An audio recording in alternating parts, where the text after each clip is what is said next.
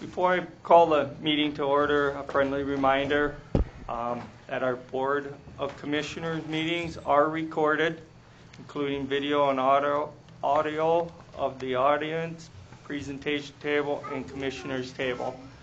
So when we open it up for discussion, I'd like to come up to the presentation table so everybody has a chance to hear you.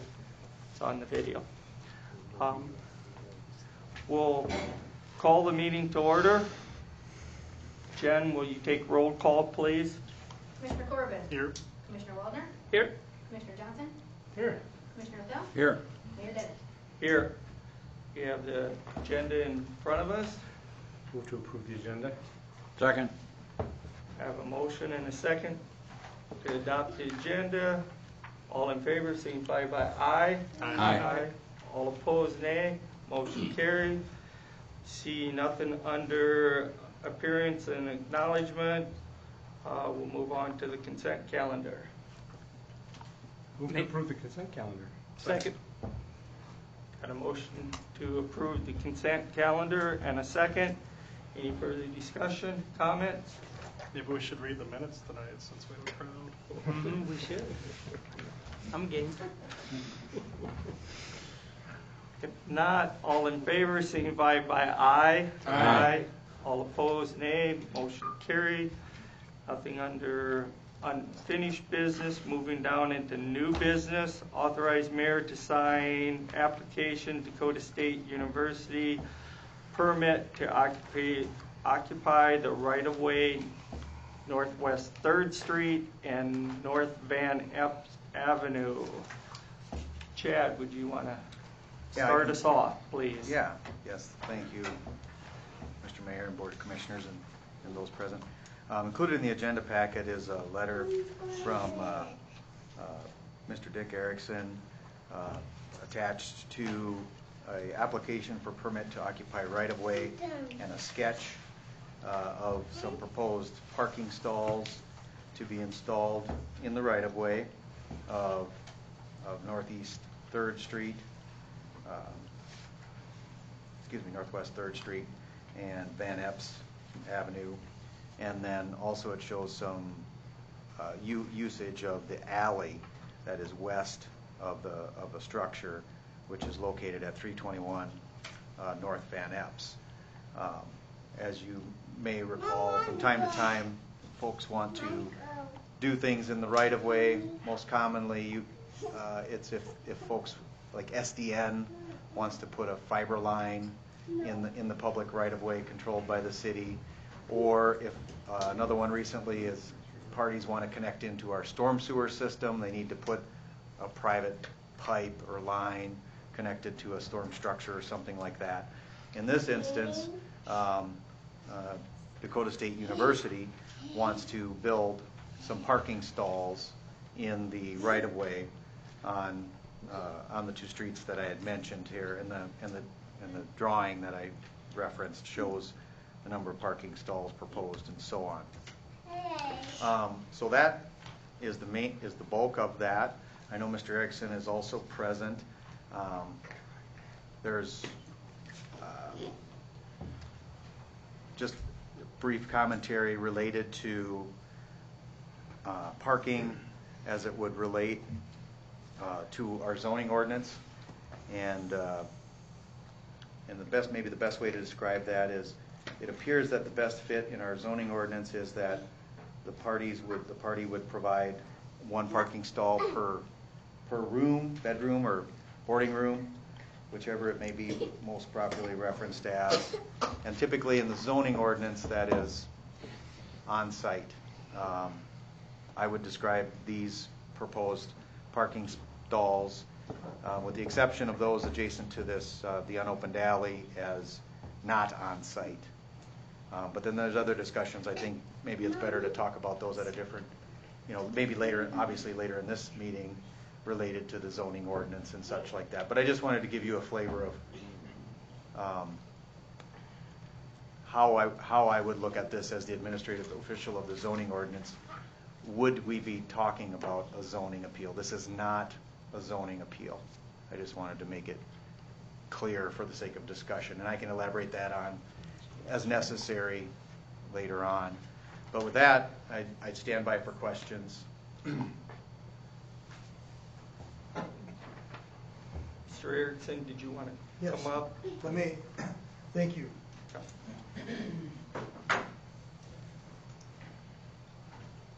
Good evening, I'm Dick Erickson, and I'm happy to appear before you tonight and try to present the situation for Dakota State University. The application that we're making tonight is to occupy the right-of-way as indicated. Chad has worked with Stacy Kuzmark and I believe Corey Braskamp. I'd like to introduce a couple of gentlemen with me. Jim Jacobson. Jim's over here. He's the Director of Student Affairs. Steve Bartell is the Director of Student Housing at Student Life. And Corey Braskamp is the Business Plan Director. I believe Chad's met with Stacy and Corey at least on multiple occasions. The university, and these gentlemen are here to answer any questions you might have specifically about the project. I'll try to give you just a quick overview. The building, which was the convent owned by the St. Thomas Church and the Catholic Church, was sold, and the university bought it and is using it for housing. As you know, the university is growing exponentially, and the need for housing is just there. There are going to be 23 beds in this unit. They're all filled. It's going to be third-year students and above, and the idea is going to be to use it for the foreseeable future for third-year and above students. We would like to be good neighbors, and in doing so, it was felt that using off-street parking would be the best way to accommodate that and get the cars off the street. There has been quite a bit of work with Chad, and I might add, I believe Justin, the chief here, as far as looking at the best schematic to work line of sights and things like that. I do have one in your packet. You've got an outline of the project, but also, Chad, if you pass this out. The engineer also did one after the application was submitted that shows where the current yellow line is. As you know, as you approach intersections, the city has often yellow lines that curve for no parking, and that would show you where the yellow line would be currently, so you can see how that would affect. We've also, I think, reworked according to some input from Chief Meyer that the parking has been moved farther into the right of way so that the cars do not protrude out onto the street. Is that a fair statement, Chief? Correct. And so we're trying to get them off the streetway. We also, there's been some suggestions, I believe the chief also suggested, and the university is willing to do that, is on the corners to probably have either a smaller compact car sign and those particular parking spots, so that would put smaller cars in those to even help on that side issue. As far as the alley is concerned, I believe the parking spaces that are shown on the diagram are on the property, but the alley would be utilized to access that. And the university is willing to maintain that alley, gravel it, and maintain it for snow removal, at least behind their property. I don't think anybody else down that alley is using it currently, but they would use it. There is an alley cut in there and a right-of-way cut in there, so. But they would take care of that. They would also be obviously in charge of taking care of all the snow removal for the parking, so the city wouldn't have any obligation to do snow removal on the parking area. So again, we'd like to be good neighbors. As a side note, I would tell you this, that I'm really old, as you all know, and I've lived in Madison my whole life. And I grew up on North 8th Street, across from the university, and there was no diagonal parking on that street when I grew up, and there is diagonal parking now. now. And it happens, and but when I grew up, there were 300 students at Phillips University, and now we have pushing 3,000. So it's the way we're going. And I guess that's why we're here tonight. So with that, if you have specific questions about the housing, if there's other questions about the parking, we'll try to answer any questions you have. But like I said, we've got other people here that answer questions for you as well. Would it be colored parking specific to the residents living there, or would it be open to the public? Well, I think the general idea would be for resident parking. Right. Obviously, if somebody parks there, I'm not sure what would happen. The university might have to deal with that. But what would happen if somebody parked there? I suppose the student had to park on the street. And the whole idea of this concept is to keep the students from parking on the street, and then they have to park on the property. DSU would remove the snow in these areas in the winter? Yes. They'll be responsible for putting the parking in, all the costs, and maintaining. Commissioner Corbin, I'll I chime just in dove in there, sorry about that. Nope, just a little bit for your answer is that, and because you know where I live, I'm right by campus as well, and I know during the school year, typically the residents around there, we stay away from the campus, students park there, but like in the summertime, the residents pull right up and park, and what is that, 6th Street, I think it is, and I'm sure it probably happens around the library and around over there as well, and so, there again, that's just kind of being neighborly, and the students aren't there anyway, the parking spots are there, and if the residents need to park a vehicle there for a while, they do,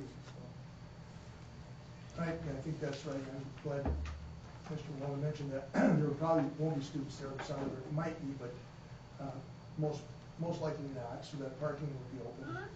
There's church activities going on. I know the church has quite a bit of parking, but they have no parking, I believe, on the east side of the church. You mentioned 3rd year and above. Are you talking like maybe some grad students then too, That could be. Jim? I mean, obviously above could be also grad students. It could be juniors, seniors, or grad students. It's 3rd year and above. Yep. Mr. Mayor, may I make a couple comments related to the off-street parking? We've dealt with this in a couple different instances, and away from not related to campus, but when there's been petitions or requests to put parking in the public right of way, where a party outside the downtown zone, I want to emphasize the particulars of this comment. In consultation with our attorney, when they do that, we've talked about this in the past, being that they're not owned per se by that entity putting them in. And so, in other words, anybody could park in them. Obviously, that wouldn't be the intent here because it's right next to this particular structure and such. And so, I think that would probably apply in this situation as well. But then maybe just to comment a little bit further, in the areas around campus, you may recall, I believe it was a year ago, maybe more, I don't know when we updated the agreement between the city and probably the state of South Dakota or DSU. I'll use them synonymously for this point, but we have an agreement where any of those parking stalls around the campus are identified in an exhibit to the agreement, in which case I would just describe it this way, but the city cedes, if you will, some control to the university so that they can actually have control of those and have rights to park there where the public wouldn't. So this is my understanding right now is not part of that other agreement. It's not proposed currently to be an addendum to that agreement, adding this to it. So to sum this up, I would say that it would be anybody could park there. It's likely and hopeful they won't. So I just wanted to add that while we were talking about this parking part. I know there may be other things that are going to be talked about, but thank you. A lot of traffic for those kids at St. Thomas parking there. Yeah, yeah, yeah. Was that a fair summary, David, according to I what think you so. understand? I think we would have to agree to allow DSU to control the parking there. Absent that, right, the general public can park. As long as it's in our right of way.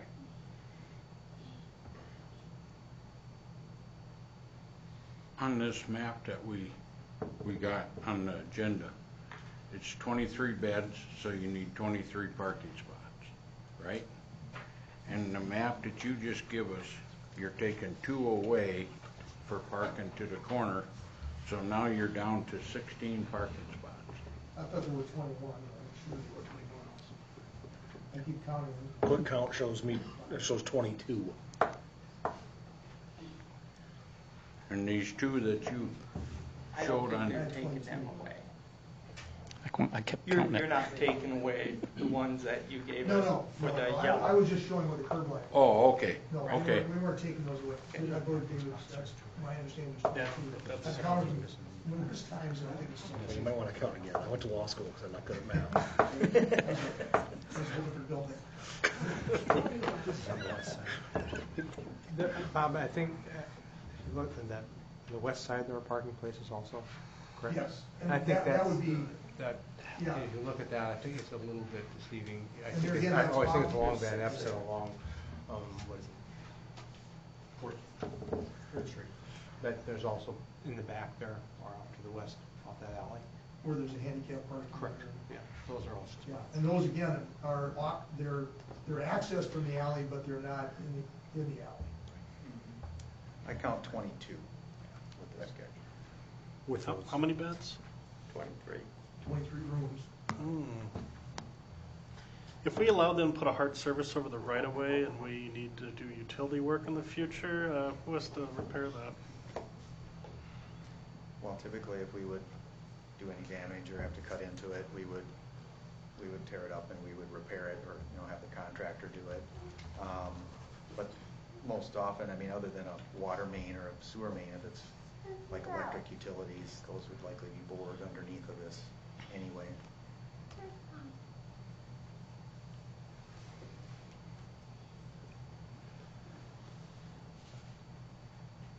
I don't know, and there again, I understand the 22 to 23 bed. I wasn't sure until 4:30 how many beds were in there. Corey Brass can't speak to that, but, and maybe they're all, maybe it's a one-on-one car deal, and maybe everybody's got a car in these, I don't know. When you drive up there during school, it appears that everyone has a car. But there might be some that don't. Thank you, Mr. Erickson, you've been great. I think I'm out of questions for you, but I don't know about these gentlemen. Diane's the earliest class and the latest class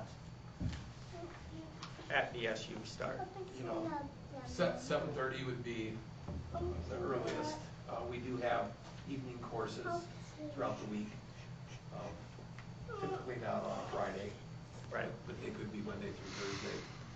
Those would, a lab most labs and classes would conclude by 9.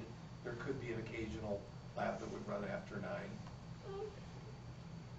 The only reason why I asked was we do have school buses picking up on 3rd Street, and it might be time where students, DSU students, are going to class or coming back right around that 8 o'clock, and we pick up we drop off at, or we pick up at 8 o'clock in the morning, and then we pick up for the afternoon around, I would say, 3:20.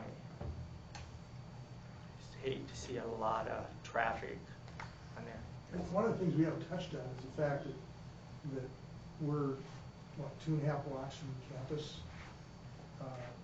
I don't know that you can drive any closer to campus and park. So I think a lot of these vehicles are going to be there parked.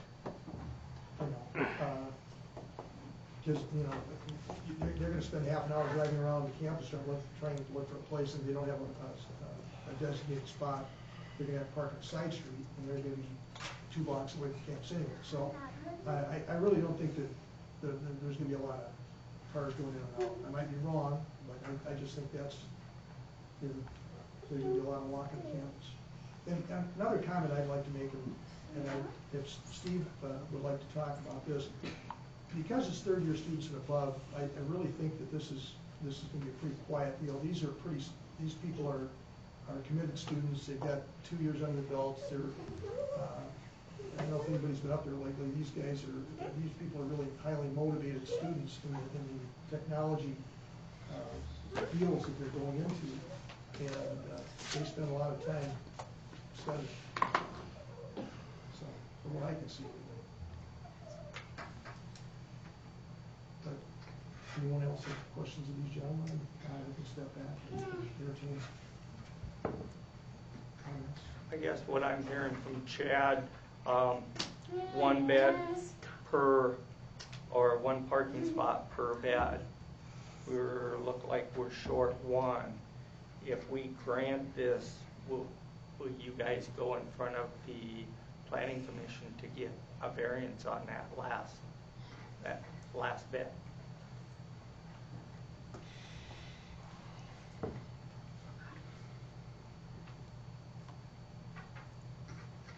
I don't know if we. That hasn't been discussed. Okay. Certainly the majority of our students tend to have vehicles just from the part of the country we live in, but we don't know that every student will bring a vehicle. Personally, I don't have a lot of heartburn over the 1 spot, and a lot of that's just simply because, you know, there would be room, or I know of other landlords, is it, in Madison, that have beds and don't provide off-street parking as well. And so, you know, and that might be something that this kind of brings this to light, that as a commission, that we need to address that, but that's not here on this topic, so. Just Corey Braskett, Facilities Management Director, something to add to that. So we're trying to get as many places as we can adjacent to this facility, you know, primarily keep kids away from the neighbors' houses from parking. But also they'll have a student permit to park there, and they can leave their cars on campus. So not all 22 of them may park there all the time. So if one has to leave a car because we're 1 spot short, I mean, they can park right on Egan Avenue by the new Cyber Labs facility, which is, what, a 2-3 block walk. So that's always another possibility, that they will leave some cars on campus.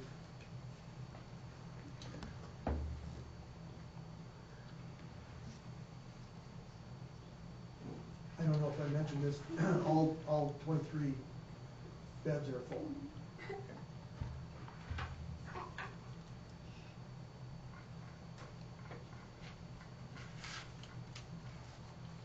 Is there any other options you may have if it doesn't go through?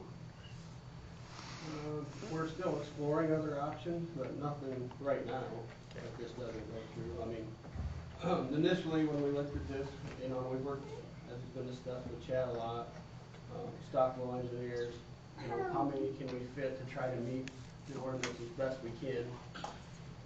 I know there's some other things that we tried to make adjustments for your sight lines, to try to improve that as best we could, as you know, most of the street corners don't meet the new ordinances now. But as far as Plan B, we're still working on that, you know, looking at other options outside of they have to walk, you know. So, but nothing's been established. If it goes according to plan, are you going to have 23 beds in there this fall? Have you already started working on this? Yeah, we're fire sprinklers going in today. We'll be sheetrock and painted. So it'll be done in about 4 weeks. 5 weeks.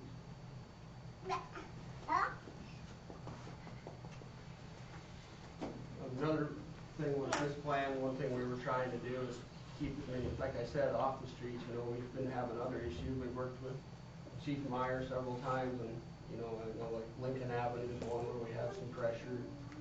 because of the housing, buildings are over there, and the parking lot's a block away, they don't wanna walk that block, you know? So we're trying to avoid that same scenario in this location by providing as much on-site or right-of-way parking as we possibly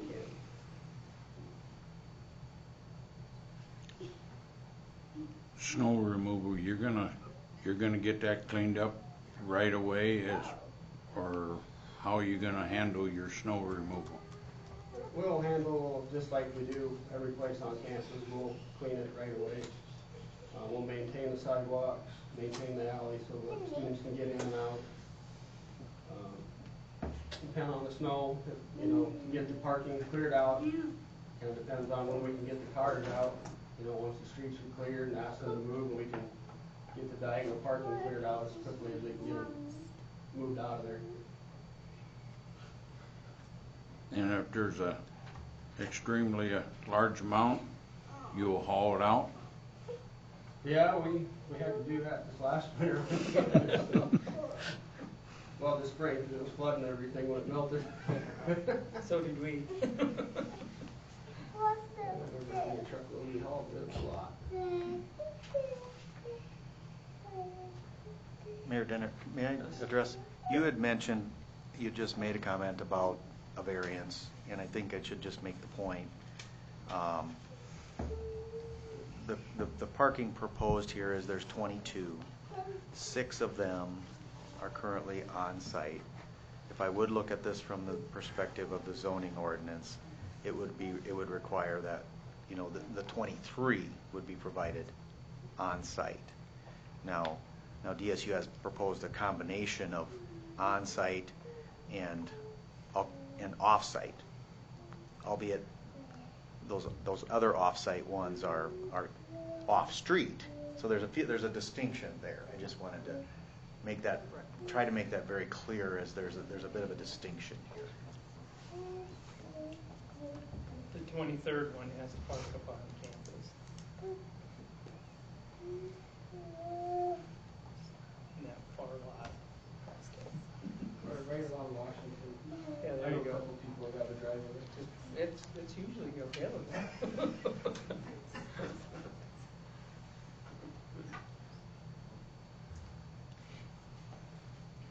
Any other questions of us? Again, you know, the university wants to be good neighbors, they want to get the cars, you know, obviously it's your right of way, but we'd like to get them off the travel way of the street, and that's what this application is about.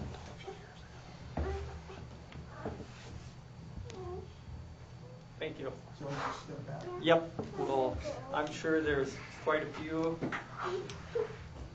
You want to step up? Please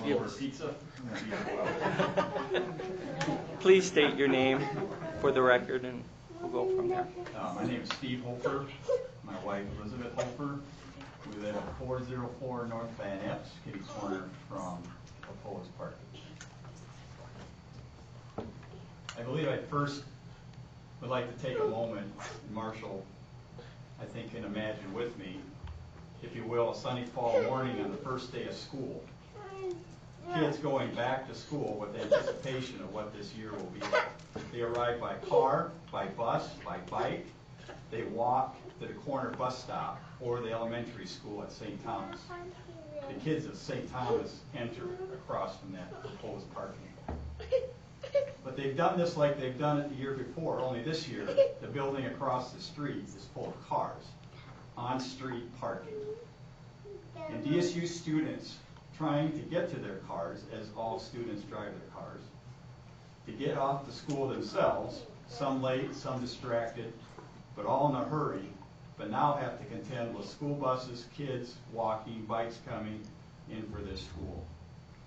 I would suppose at that moment, parents will finally see the potential danger, because I doubt they've been notified. Will the college students backing up see the kids running, the balls coming across the street because there's a playground straight across from the street parking? We have watched, my wife and I, many a morning from our window, the busyness of school mornings, multiple buses stopping across from 321 North Van Ness. Kids are walking, biking, talking with their friends along the way, but this year potentially could be different. I know there will be many close calls with DSU students. It will be unavoidable. So we, our neighbors, and our community wonders. Now the parents, teachers, bus drivers, and kids will wonder and ask what DSU, probably back all the way to the Board of Regents, the St. Thomas Church Council, and perhaps the City Council was thinking when the idea of a dorm and parking in a residential community was pitched and accepted by those who are short-sighted on the potential consequences of an accident that could occur due to this decision. So we asked the City Council to say no to DSU, in fact, say no to the dorm itself, and ask the college to find another purpose for this building. Now, I've heard those that live around the college, and I know many of the people on the council, and I understand that, but we live in a residential community, and we have a elementary school right across the street. None of that was brought up by the DSU staff. So we feel, due to the safety, that this is, I mean, there's so many assumptions being made here. Assumptions of kids parking, where are they going to park? Assumptions of 22 versus 23, you don't have enough parking spot. I mean, I think we should state the facts as they are. And assumptions are never good with college students. I don't care what year they are. The potential for an accident is our primary concern. You know, my wife, she has more detail than I do. I know she wants to speak. Thank you for allowing us to speak tonight. I'm Elizabeth Hofer.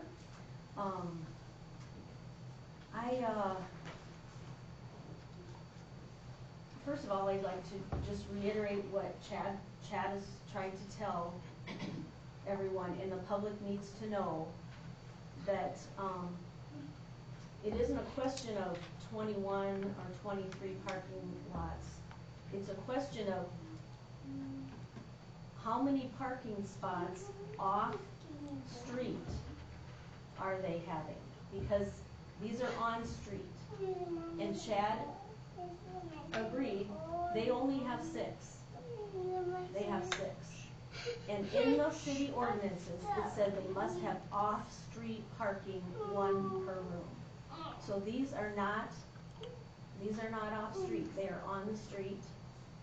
They need a parking lot. I'd also want to just emphasize, this is not on campus. So this is not comparable to the diagonal parking on campus. That parking has a whole different situation for students. It's assigned. I can't park there unless it's a summer and I'll get a ticket. Anyone can park in these spots. Anyone. So we're not guaranteeing these students a parking spot. Anybody in the neighborhood can park there. Anyone going to church, going to school activities, whatever, can park there. So the students do not have parking, period. They don't. They don't have legal parking that's required by the city for a rooming house or boarding house. In your city ordinances, there must be off-street parking, 1 per room. And this is not off-street parking. We're trying to make it look like it is. It's not. They need to have a parking lot. And, yeah, other landlords that are required to do it are not going to be happy when they see that you guys allowed this to happen, if you do. So we're urging you to say no. This is not illegal. This is not legal parking, according to your laws. So,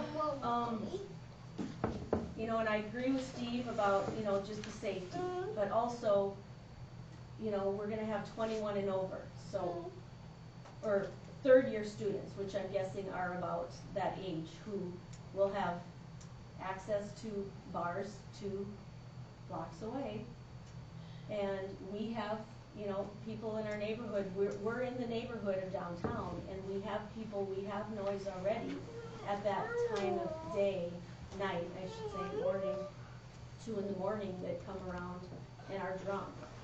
And so there's going to be some issues with noise. you've got 23 people, 23 students. You know, college kids stay up late.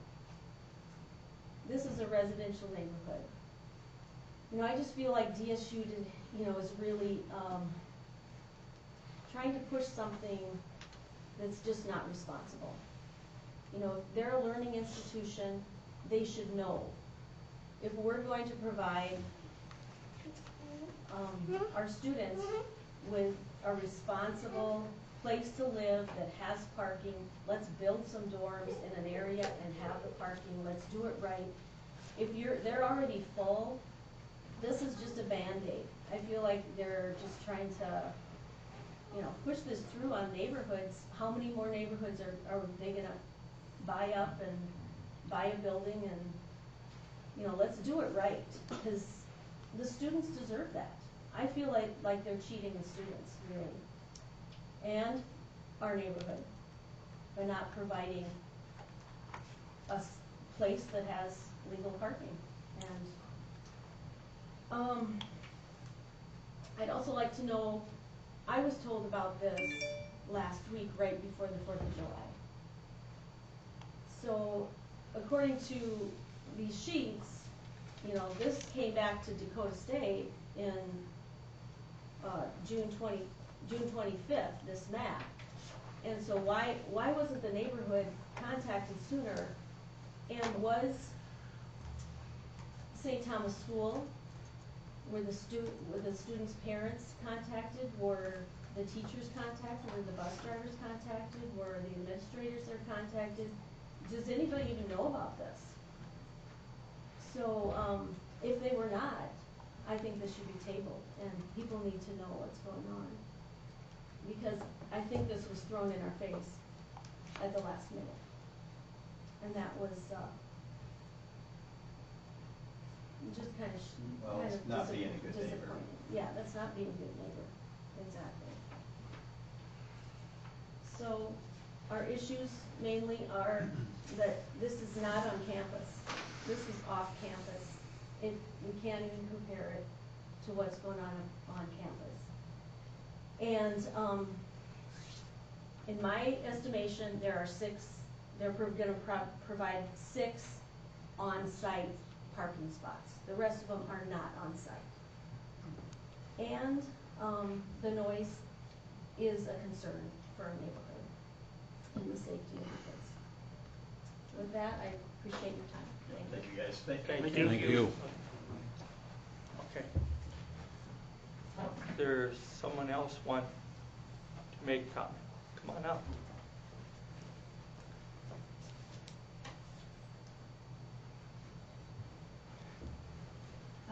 I'm Lindsay Hansen. I live at 317 North Van Ness, the house directly south of the dormitory. I kind of have to agree with everything that was just said. I feel like it was really last minute thrown in our face.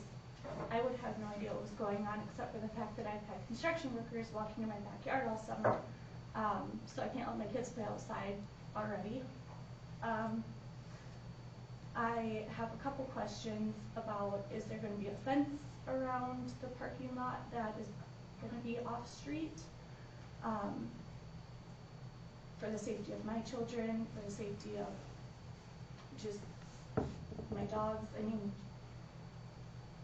I don't like the idea of having a bunch of cars parked there with nothing blocking. There was a garage there at one point that they tore down.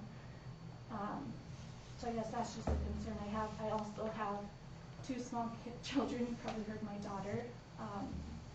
I have, she's 3. I have a 4-year-old son and a baby due this fall. I'm really not looking forward to the idea of a lot of noise with a newborn at home, right next door. Not really looking forward to welcoming 23 next door neighbors that are in their early 20s. I went to DSU. I lived in the dorms my freshman year, and believe me, I know what went on, and not looking forward to having that next door.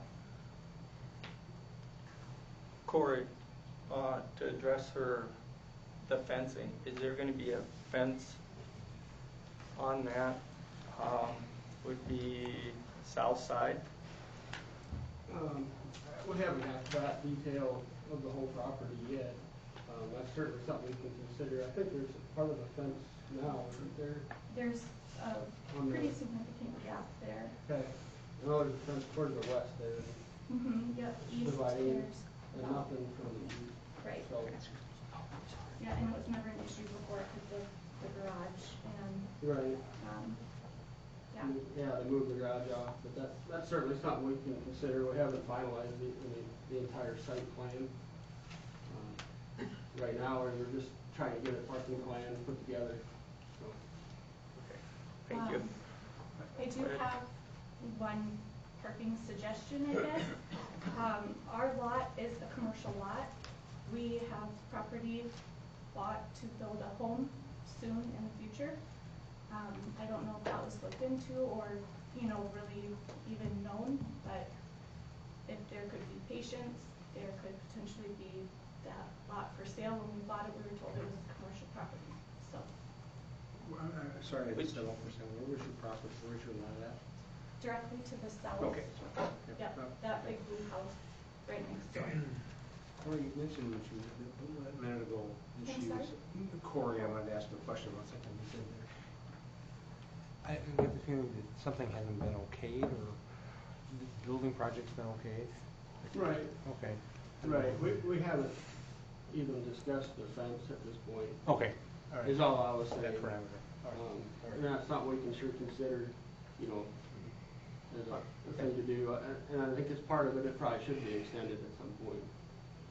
It's partially. Yeah. Thank you. Yeah, because I don't feel confident letting my kids outside to play in the backyard in the fall or springtime without a fence there blocking the parking lot from my backyard, which has a place set, and there was no need for it prior because the building wasn't that occupied in the evenings when we're home, and there was a garage there, so there's really nothing to be concerned about. So that's something we're really going to push for if this does go through. There needs to be a fence there. Lindsay, you said your house is on commercial? That's what we were told when we Okay. purchased it, yes. That's right. Okay. I just, Yes. thank you. Yes, thank you. Yeah, Mhm. correct. Okay. Well, The house has been in forever. Let me- And sister selling something or anything? Why is this strange? It's in their house.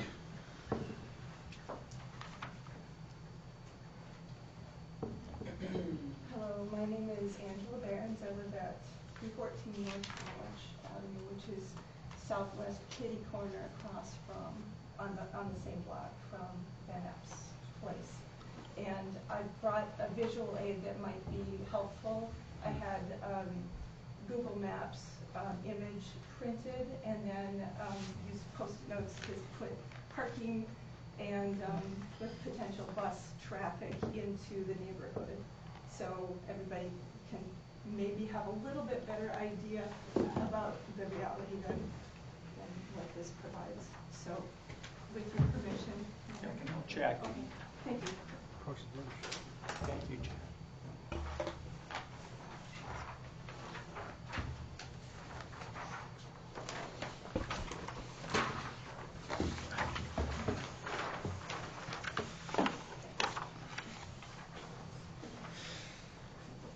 You did a really good job.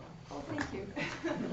And of course, it's not 100% Oh, perfect it's- scale, but I've tried to do things like I this. You used did the great. Lake Herman auto parked cars to try to approximate what the vehicle sizes could be, and the school buses represented might be a little bit wider, but really what I wanted to show was the potential problems with the school right across from this diagonal parking, specifically on 3rd Street.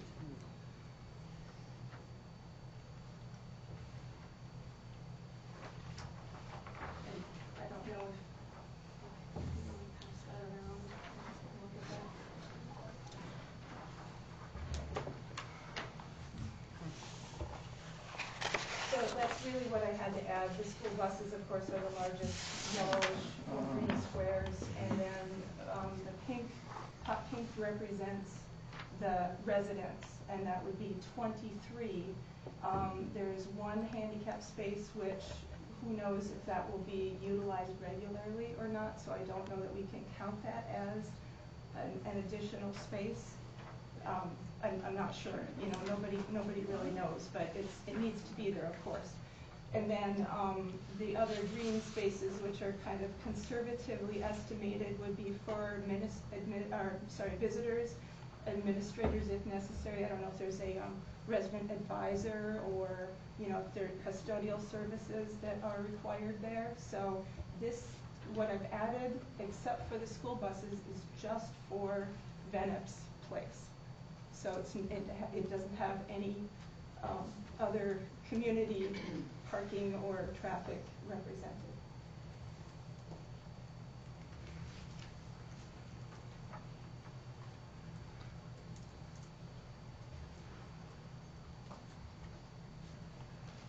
So it does seem like it would be a lot safer for everybody involved if there was truly a parking lot with off-street parking that would allow the students to have a parking space without searching the neighborhood, and to also allow safe passage of all the school traffic in that neighborhood.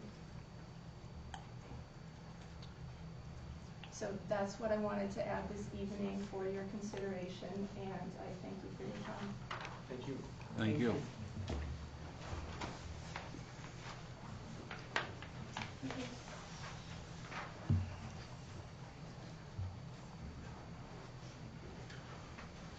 Hi, I'm Holly. Just heard about this, and I just kind of want to mention something from years of having my kids, even though they're grown, attend St. Thomas School, and being a former school board member of St. Thomas School. This map scares the daylights out of me. From what has been, when parents were dropping off their young children, right here is where we were told to drop off our kids. That way they could cross in the crosswalk and enter the school. From my days of dropping off my children, there would be cars lined up, dropping them off one after the other. And you have all these cars here waiting to back up to go to class, and you have kindergartners, preschoolers, small children getting out or crossing the street to get into their cars. We had told parents not to drop them off on the, I'm careful with my directions, on the other side where the staff park, because it was diagonal, because for fear they would not be seen. So now you're basically telling parents, this is where you're going to drop your children off. I think I agree with the Holkers that this needs to be tabled until every family that sends children here are notified, and they can make a decision to come here and voice their concerns.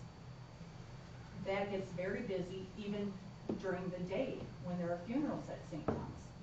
There is not even enough parking in their parking lot for people who attend Mass on Sunday. There is parking on the street. So, you know, there's cars out on Sunday afternoon would park parallel in front of the old convent. You know, now you're taking those spots away. And it's my understanding that these are going to be third year, so yes, 21. What is stopping these 21-year-olds from sitting out in the lawn on a spring nice day with a keg? I'm assuming if they're 21, they can have beer on this site. Maybe not, but you got cars, you got small kids, a lot of congestion, and I just see it as a very bad situation that you're putting the kids in, the families in, and yourselves in by approving this.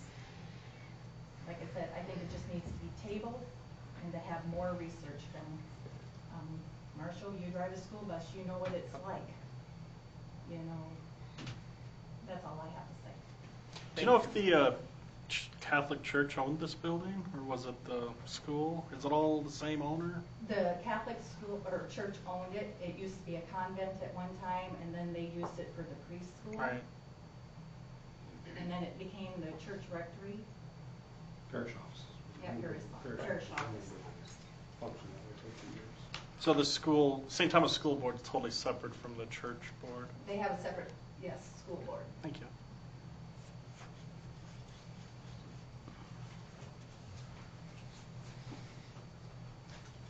Guys, I'm Carrie Bellhauer. I live at 324 North Blanche. I agree with my next neighbor, and they were so organized and did a good job. Where I live would be the sixth spot that Liz was referring to would be my backyard, basically. The alley would be the only separation.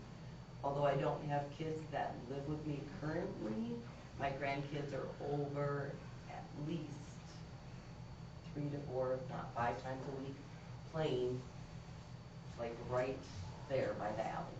There's my trampoline and there's the sandbox right there.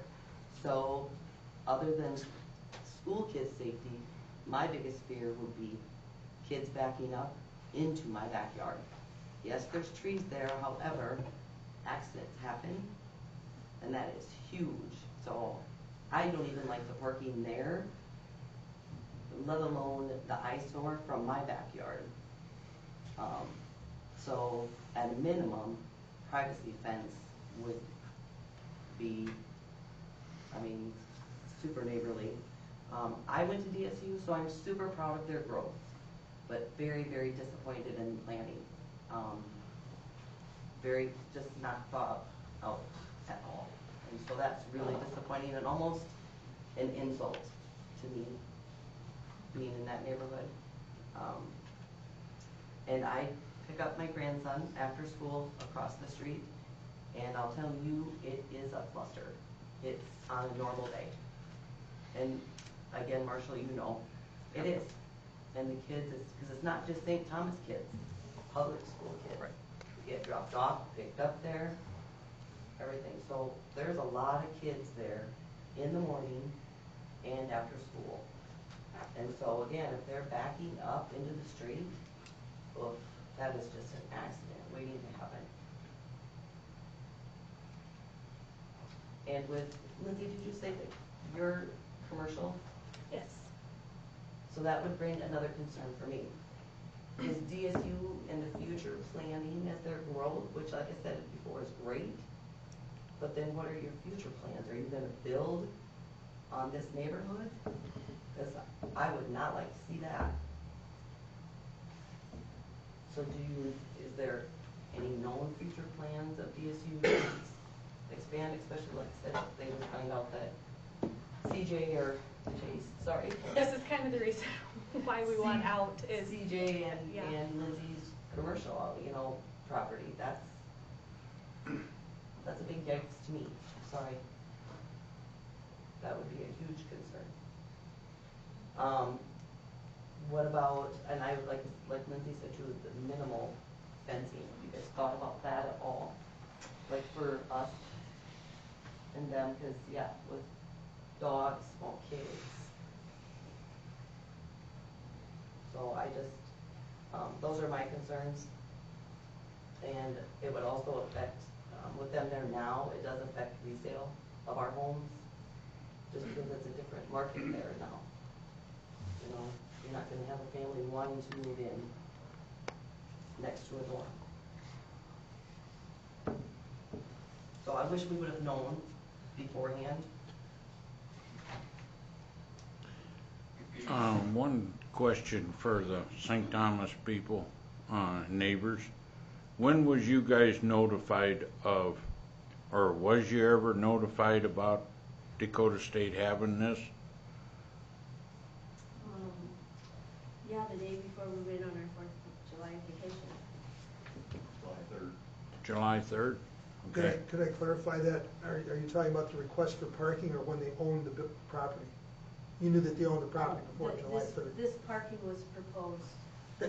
Yeah, I'm just trying to clarify that you've known that they've owned the property before July 3rd. We've never been notified that you own the property.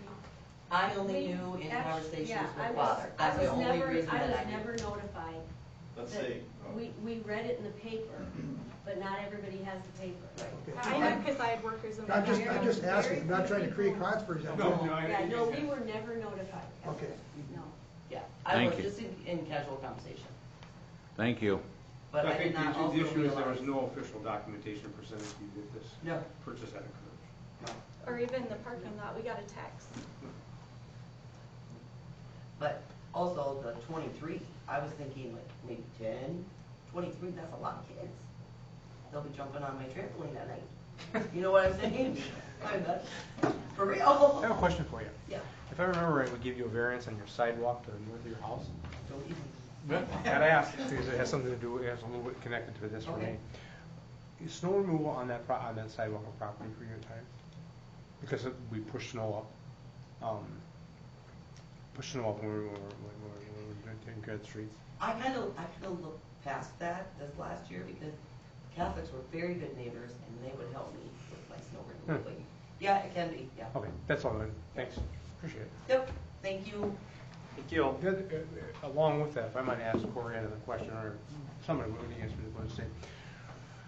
The 6 spaces to the north that are not, as was mentioned, that do not have that, they're clearly off-street parking. To the west. To the west, excuse me, yeah. Were those, did that take, I'm trying to imagine, did those, the old garage that was there at one time, that was part of what allowed you to make that happen? Yeah, Okay. correct. Just They wanted trying to to repaint picture. the garage, Yeah. they moved it over To the back, to the on the other side of the property and they're using it. Okay, all right. That's just a clarification. Trying to get a visual. So I'm just trying to play the hand the Catholic Church and the state has dealt us here. If we deny this parking, you're still going to build these 23 rooms, right? I mean, and then the people will just park on the street? And the Catholic Church had a pretty good idea this was going to be housing when they sold this building, if I understand it. Is anybody from the Catholic Church board here?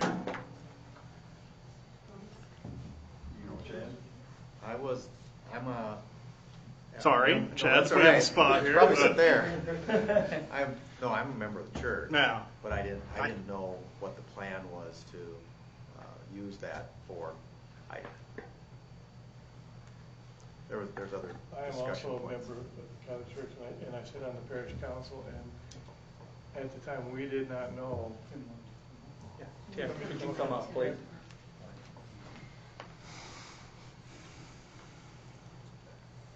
Thank you. I'm Tim Higgins, and I too am a member of the St. Thomas Catholic Church. And I sit on the parish council, and at the time we sold this building, we did not know what the intent use was going to be. Primarily the reason why we sold the building is because it was becoming in a state of disrepair, and we were trying to downsize the amount of property that the Catholic Church maintains. And, we had, as I said, we did not know what the intended use was going to be. Okay. Thank you. What's our zoning ordinance read for having a dorm in residential? Is that? This DSU is residential. The zoning ordinance talks about there being, in this particular zone, which is an R20, that there is a conditional use for, closest one that I can see, rooming houses and boarding houses. Now, there isn't a great definition in there, but that's the closest one I can see as a conditional use.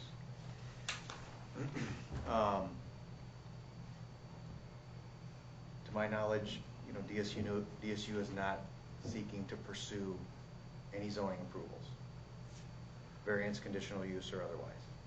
And I guess, yeah, I think there's some legal components to that. I don't know how else not, to talk about that. at this point. It kind of Well, I think reminds. Dakota State's position is they're not subject to our zoning ordinances. That's been their position, at least in the email dialogue and the written correspondence that I've seen. So without speaking too far for the university, it's pretty clear that that's their position, that they're not subject to our zoning ordinances. That's why they haven't applied for variances, I believe. That's why we're here in the format that we're here tonight. May I speak again?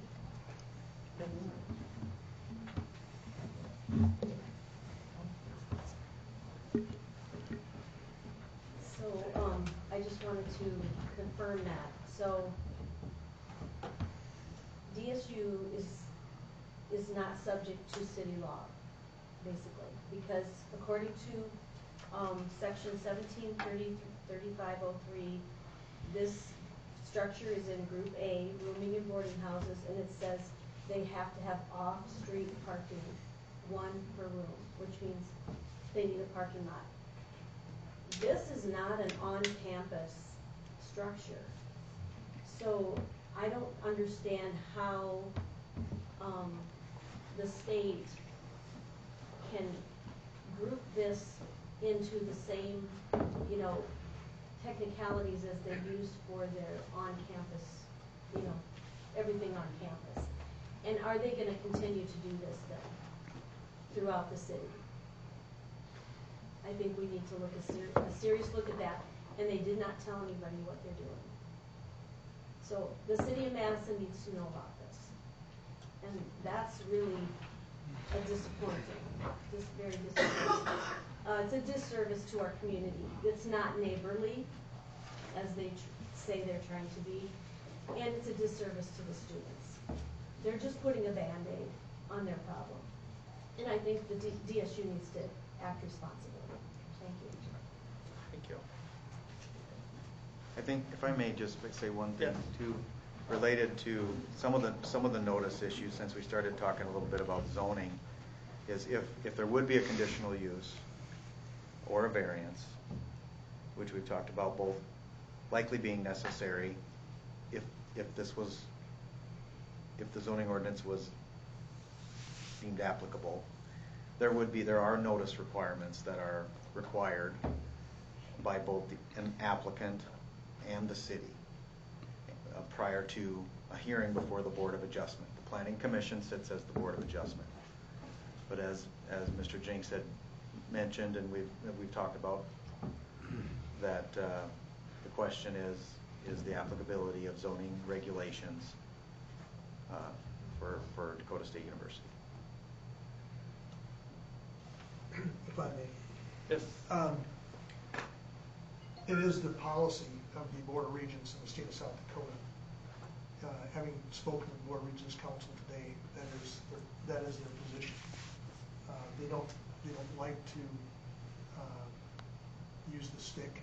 They don't want to. They would rather not. So, but that is their position, and it's not just in Madison. It's in Aberdeen. It's in Brookings. It's in Vermillion. It's in Spearfish. It's wherever state property exists. And it's a question of sovereignty for the state of South Dakota. I'm not going to sit here and argue a constitutional point with learned counsel, Mr. James. That's a different forum, but that is their position. So Chad has spoken to it well, and David has spoken to it well, and that's just where we're at. So I just wanted people to know that's. And I think that is a concern for us is the position we're at, the state facing off here, because we take. Are they willing to make parking is right? The question of peace and the right of way here is a big concern because we take great care of those right of ways as a city. Sat in the seats, Dick. But I was going to ask the mayor if is there anybody else that has further comment about anything that hasn't been said here yet before we start discussing it among ourselves? Is there any further? I have a question. I just have a question. So if the city, are you guys called the board or? Board of Commissioners. Okay, if you vote no on this and that passes, the state's going to do whatever they want anyway. We can't answer that. We don't know that. You're not asking the right group. But You need to ask can. Dakota State. They can. That may or may not be their position, and they may or may not proceed. But that's not something that they've shared with us that we know. Okay. You should turn around and ask the people here That's that what question. I'm asking, yeah. The city cannot answer that question, and shouldn't answer that question.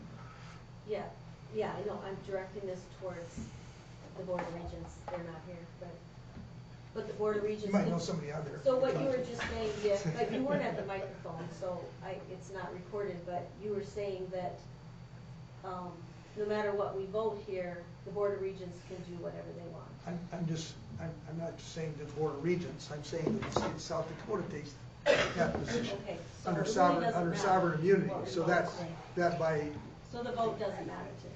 no. Well, they can't occupy our right No, of way. no. I'm not sure that's accurate. May I? Yes, come on up. Hey, and I. It's the position of the Board of Regents as an institution, as an entity of the state of South Dakota, that it has sovereign immunity as far as its needs, and it does those things. That's one of the reasons that and Chad can speak to this, they don't get, they work with a state engineer. Correct me if I'm wrong, Chad. For building code, For most building particularly, codes, yeah. the state engineer does everything. That's because we don't get into the city codes or anything like that. So, but I will say this, that the state does make accommodations. They don't want to have this confrontational thing. They want to work together. So, I mean, I can't speak to exactly what the institution's going to do. I'm their employee in this capacity, but maybe there can be some accommodations. There are certain things about safety that were discussed tonight, about fencing and things like that. I think those are all things that are accommodations that they would like to make. The other issues of safety, those are all legitimate concerns that have been raised. What accommodations can be made, I know that Steve Barthel had a list of things that he talked about. I don't know if you want to even list those, Steve, or not. Would you like to? I certainly can speak. It's not anything relative to the parking. So it's up to Mayor Dinnert and others if they want to have me respond to that and take up your time. Come on.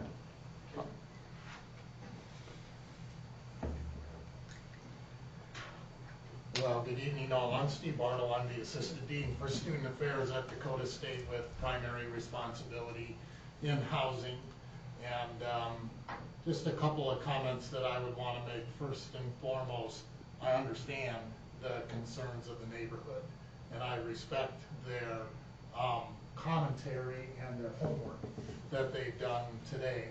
I know there's a big issue is what is a good neighbor. So we realize that we've got to earn the neighborhood's trust with these 23 students in a first-year scenario, that's an obligation we're willing to take on, but we don't assume that trust until it's earned. What I can tell the neighborhood is the following, and hopefully the folks from the neighborhood will trust what I'm about to say. I can't tell them they have to or convince them. It'll be up to them. But I have almost 40 years at Dakota State University. Probably the last 25 have been in some housing residence life format or another. I've seen generations of students come and go from Dakota State University. I can tell you that today's student from a housing standpoint is very different than it was when Kelly Johnson and I and Mike Wallner were Dakota State students or working at the university. More and more students want single occupancy housing. They want a quieter environment. And let me just ask you to ponder this question. We have a facility that's housing 23 people that isn't even built. When we put out the word that we will have 23 spaces at this theoretical space that used to be the Catholic Church convent, why in the world would you say, I want to live there? You don't even know what it is you're getting yourself into. So we had an application process. We had students that came forward based on our criteria and said, we want to live there. It is my belief that they want to live there because they want out of the 190-person residence hall. They want out of the 150-person residence hall. They want out of that dynamic where we have diverse students, some that are very focused, some that are less focused, and so on and so forth. Do I believe that students are going to be jumping on neighbors' trampolines? No. Do I believe that there's going to be kickers in the front yard? No. Do I believe that there is going to be some noise associated with these 23 students living there? I believe so, in the sense that, yes, the neighborhood members who made comment about the hours that college students have is correct. People are going to be coming and going at all hours of the night. But I believe that these 23 students want a different living environment. And we are going to work diligently to explain to them that they're in the middle of a residential neighborhood that's unfamiliar with you and unfamiliar with this dynamic. We are going to have a staff member, it's a student staff member, who will report to a hall director. I have a laundry list of things we're going to have a conversation about. Does that guarantee that their behavior will automatically fall in line with what we're talking about? No, I can't guarantee that. But am I more confident than not, way more confident than not, that you're going to experience students that the parking issue is the biggest issue? I think that we're going to get there more often than not. We have experience with apartments that we lease, granted in a whole different dynamic, way north of the campus. You know how many complaints I've got from residents in my position over the 20 years we've had students housed up there? And those are second year and above students. I've gotten one. I don't know what Chief Meyer has received or the commission has received or what have you, but as the director of housing, I've received one. So we're going to work very hard, and that's I know it's words right now, but I think it's words backed up by facts in the reality of what I believe are the nature of these students who want to be housed there. So thank you for giving me a moment to share that. I appreciate it. Oh, thank you, Steve. Thank you.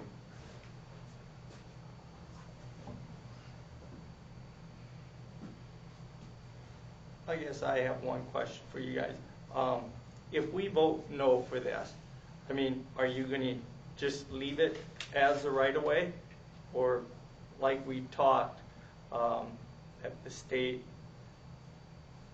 is higher up than the city and won't follow the guideline? Is that zoning or is that our guidelines here? Because I see two different issues here. First, we have, you come to us and ask us, can we put parking in right away? And the other is due to the zoning, which, yes, if you read our zoning, it doesn't match what you guys need. Is that two different items there? Yes, I'm just curious. I'll let them speak for themselves, the folks from DSU, I should say.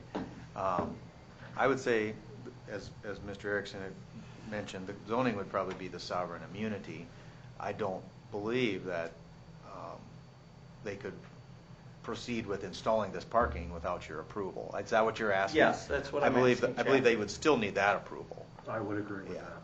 So that, at a minimum, they would need the permission to occupy our right. That's what I'm, thank you. I believe the dorm's going to go in regardless, and we're either Yes. going to have them force them to park on the street, or we're going to let them build off-street parking here. Is there a plan B? Do you have a plan B?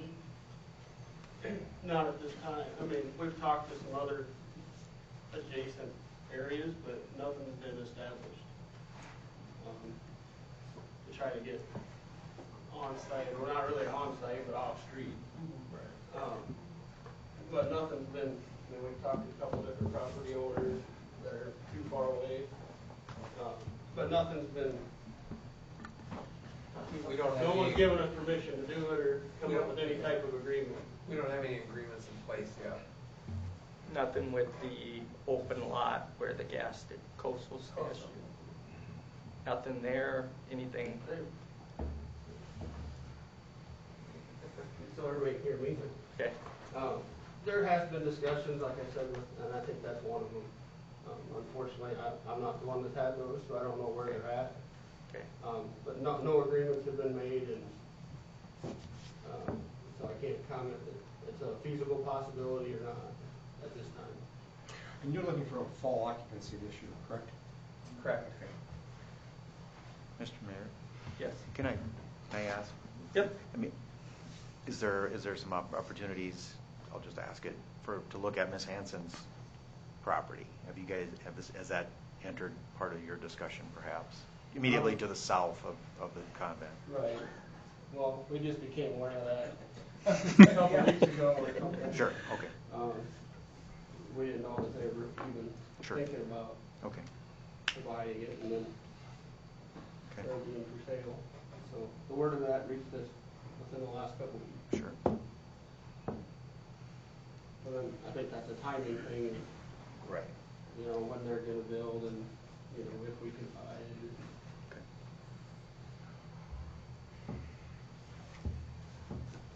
The implications for this commission are significant in this because of the work we do with those, the boulevards and the parking, we would call them. You know, I mean, we watch over theirs pretty closely. It's always been kind of a confusing thing that property owners maintain it, but we get to say some things about it because of the nature of the piece of property. So it isn't just about this. It's about what happens with it as a result of this in the future to other properties too. And we've faced some concerns about housing with the Dakota State. That has come up before about another property, and trying to be supportive in a way that doesn't put us in the citizens of Madison in a bad position. This here and other properties in the future. So setting a precedence at this point on this is probably really significant for us. I am a little dismayed, as has been mentioned, about this happened so quickly. It seemed like it was on top of us. I had some sense it was happening. I didn't know it was going to happen all this fast. I thought it would come to us in a way sooner than to the property owners in the adjacent areas, quite frankly. But again, that may be a rub between one element of government and another, and we'll deal with that. Right now is the issue of the right-of-way property on 3rd Street and Van Epps. My cards at this point, I feel compelled to at least say to my conference here in the commission that at this point I do not want to support this application, to sign the mayor to sign this application. I'd like to see if there are some other options that the university could come across for parking. I'm just not inclined to support this at this point. Well, that's where I'm at right now. And I wanted to hear everybody else first before I made my comments to my fellow commissioners about this, because this is obviously a very tender issue and a very great concern for the residents in the neighborhoods, for St. Thomas, for the school system, the kids that are bused, and for us here instead of these tables, for precedents in the future, how we're going to handle this.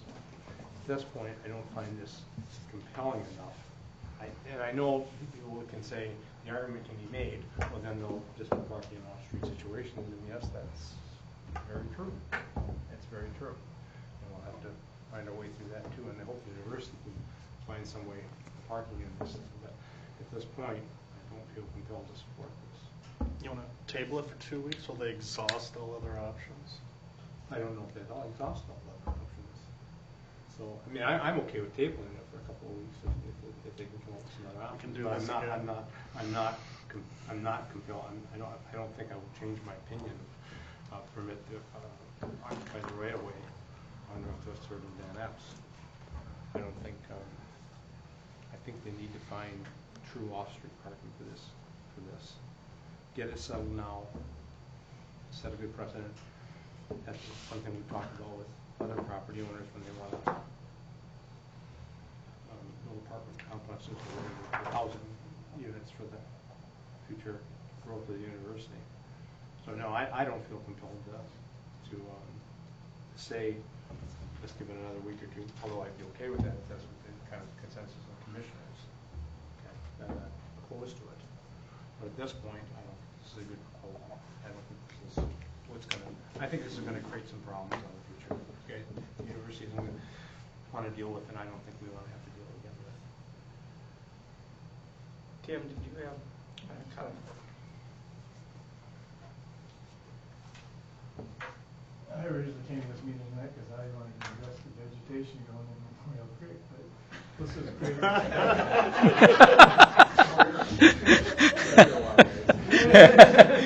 This is great discussion on both sides. I think both sides have given some compelling arguments to support their cause. And isn't it great that we live in a democracy that we're able to do this? True that. With that being said, I understand the concerns that the neighbors had. I had 4 students that also went to St. Thomas School. You know, they walked to school, they rode their bikes to school. We went to pick them up. I understand their safety concerns. I've lived in Madison almost 40 years, and Steve Bartle is one of the first people that I met and became friends with.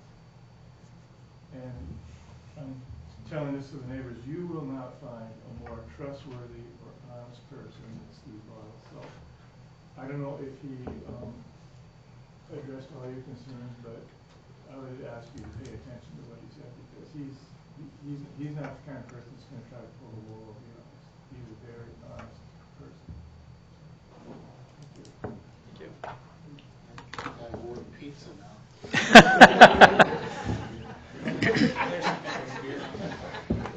Right over here, Steve. Yeah.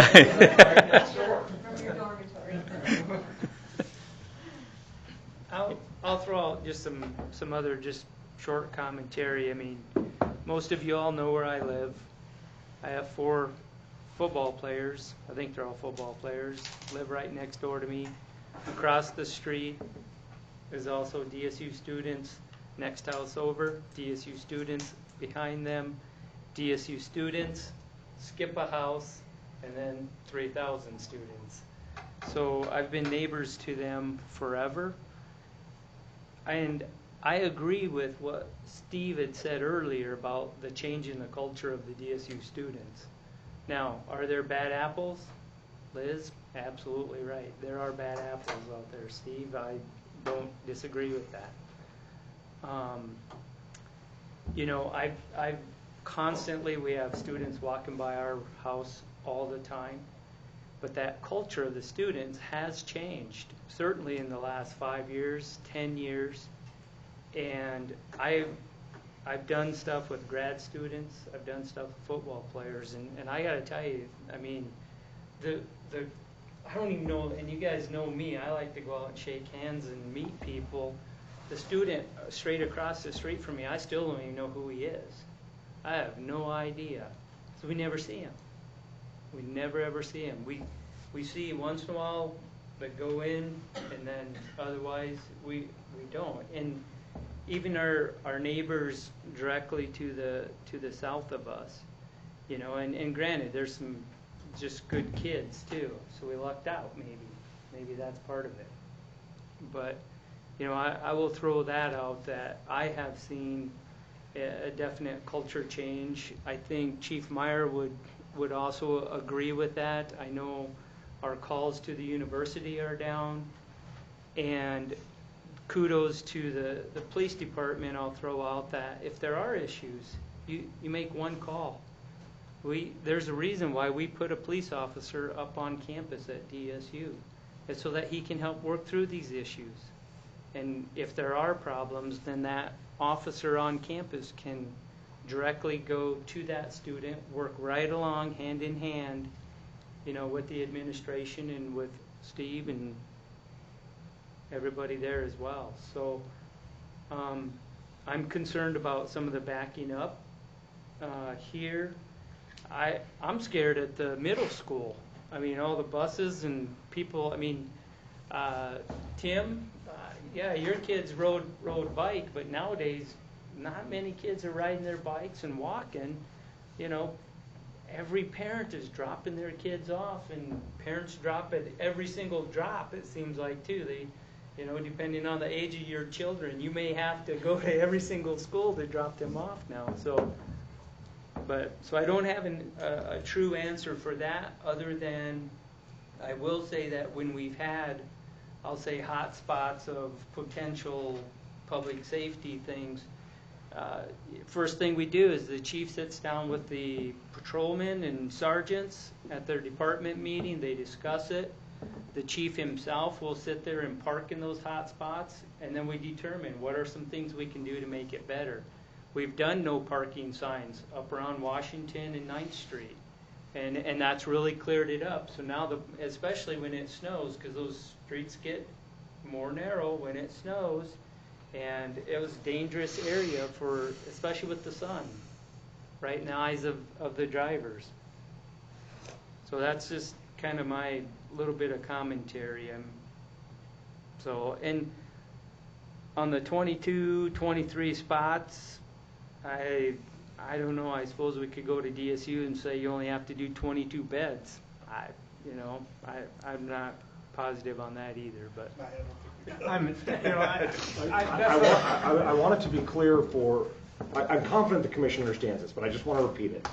And I certainly want people in the audience to hear.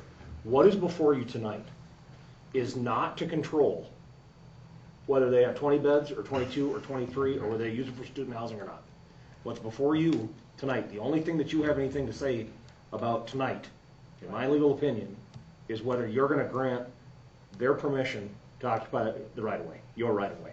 That's it. That's what's before you. We've heard people express serious concerns about the density, about how it's being used, all great and valid concerns, but not something you can address tonight. Not legally before you, not properly before you, not your business. What your business tonight is are you going to table the request for the permit to occupy the right-of-way? Are you going to deny it? Or are you going to approve it? That's what's before you. And we've had other issues like this in front of us before, and they're not easy decisions. Commissioner Johnson said it quite well. This is not an easy decision. This is good points on both sides, and this is great, seeing all of the good homework done and everything as well. But and so everybody's like, well, you need to make this decision, and then we can't tell the landowners, we can't go beyond exactly what's in front of us. And we've been in that situation before as well. We're down to, do we want them to force them to park on the street, or are we going to let them occupy a right-of-way and put parking there? That's correct. I just wondered if Dakota State would consider leasing asking the Weedy property where they have the storage sheds, if they consider renting that for a year and purchasing the Hanson house, so that they would have, for a year they could park over there where the Weedies and rent it from them, and then have a plan to purchase and move the Hanson house, which she said she'd like to do. And, then they can still have their students come this fall, but we don't have to have that parking there, and they don't have to park on the streets in front of our house. Just a consideration for the university.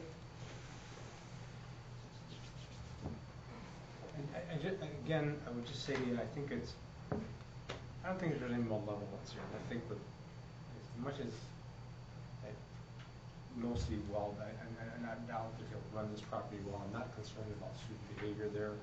I'm sure that they'll step on it if there's any problem and just squash it. But I'm not as concerned about, that's not what we're here to talk about, this right-of-way issue. And I just don't feel this is the time to do this. I feel that we're saying something to other property owners about this that I don't want to set a precedence of this right now. We can always come back and do this later if we have to, but I would like to see the university look at other options. I'm not in favor of this. I just don't think this is going to be good for the city, for the community, at this point to approve this right away. Yes, Brad? The question I'd have is for Corey primarily is doing backwards planning and looking at trying to occupy this fall. When would be the last, I mean, how much time does it take to do the construction to put in the parking and all that stuff? Have you got any estimates on that? So we know, kind of like the drop dead date for us to give you an answer? Not at this time. I've talked to a couple of different contractors on availability, whether this was approved or not, so we can get going on it.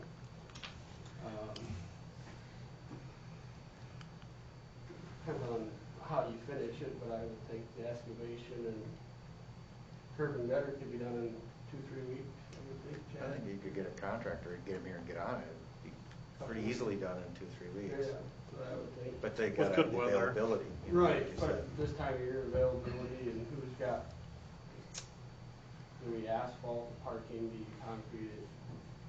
You know, I know you're doing some streets, or they have availability to supposed to do that. I mean, there's a lot of variables in play with those contractors right now, so. So yeah, 3 to 4 weeks would be bad, 2 to 3 weeks. So you're looking at second week in August, with that first week in August. Thank you. Kind of to have it done.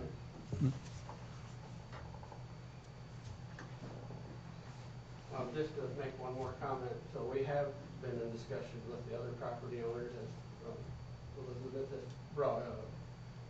Nothing's been able to be established or an agreement yet. And outside of asking them, we can't force them to park there totally either. So they may, which we've had looked at that. To me, now you have everybody walking by the Chase's property where. Sounds like the alley's going to be used anyway, so they just use the alley maybe. That alley's not going to be maintained from behind your house, so. But it could be. It could be if that was your route. And with the fence, to stay out of your yard would be a great option. Yeah, those are considerations. So. Gary, do you not maintain the alley north-south, do we? We have. No. On that block, east-west we do, but not the north. Yeah, east-west we use. But not the north-south. Just clarification. Thank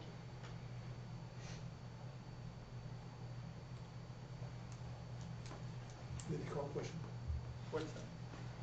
You called a question. No, but we should. Well, I was just gonna say, I know that Corey and Stacy Kruzmar couldn't be here. Stacy and I have been working on the project. And I know he had done quite a bit of groundwork with some of these different options that you talked about. I could go back to him again if, you want to move this down a week or so, see what we could do.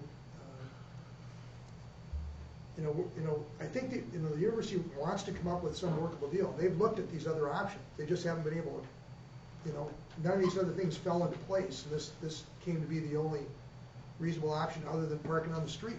And that's why they came to it with this. This was, at this time, the best option. Can we look at another one? We can try it again, but I can't tell you that in a week or so we're going to come back with a better option other than this or parking on the street. But we can try. It also, sorry to interrupt, but it feels like it's a timing issue. If we would have, my husband and I, had we known a few months ago, we could have potentially had our house up, ready to go, and started building a home, but we were waiting until, we didn't know what was going on. So it didn't even cross our mind. We'd been batting around the idea, but we really could have pushed it forward, and that could have been an option for you guys had you notified the neighborhood, I feel. Corey, if we give you 2 weeks, could you talk to the Hansons or Ken Weedy and see if you could rent part of their parking lot for parking and then get back to us? Yeah, I think that'd be fair. Would it change our decision here, though, of the right-of-way at all? Really, if it became, you said, yeah, we Well, yeah. Would it really? I mean, if they came forward and said, we don't even be able to do anything, or we have established a working relationship with a property owner or Wheaties, you know, Well, it gives them another option Gives instead of them the parking on the street. Right now, you're saying park on the street. If they found another option, they wouldn't have to do that. well, you know, again, yes, that is what I'm saying. I don't want to do this because I think it's not in the best interest of the city. The community is setting its precedent here, taking it to a level that I think we're going to regret. And once we do this on this property, nothing will change. Okay? Why should the university look for their options if we say yes to this right now? Why? Because we've said, we've given what they think is the best option for them, and it may be the best option for you. I'm not saying it isn't, but I'm not sure that it's in the best interest of the citizens that we represent, or the property we represent too. I guess the only point I would make, Kelly, is that you've said the input I've gotten is that, can you go back one more time and try it? You know, it's, and we're willing to do that. We're willing to give it one more shot at these other options. Will we be back maybe asking you again, and you say no then we know, but at least we're trying to keep the thing afloat with some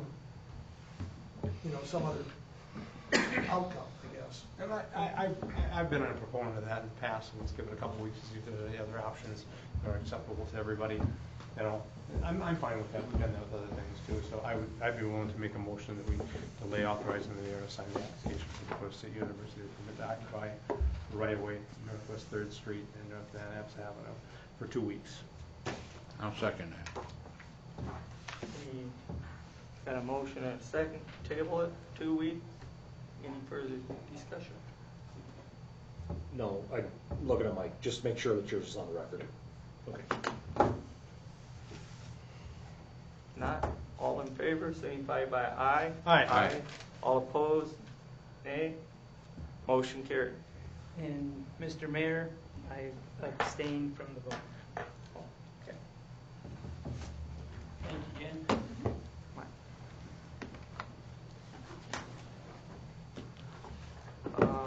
Public comment. Ms. Barron, you were heard, correct? Thank you, that's all. Okay.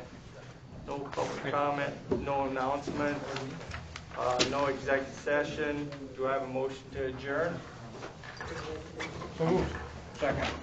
Got a motion to adjourn and a second. All in favor, signify by aye. Aye. Aye. All opposed, nay. Motion carried.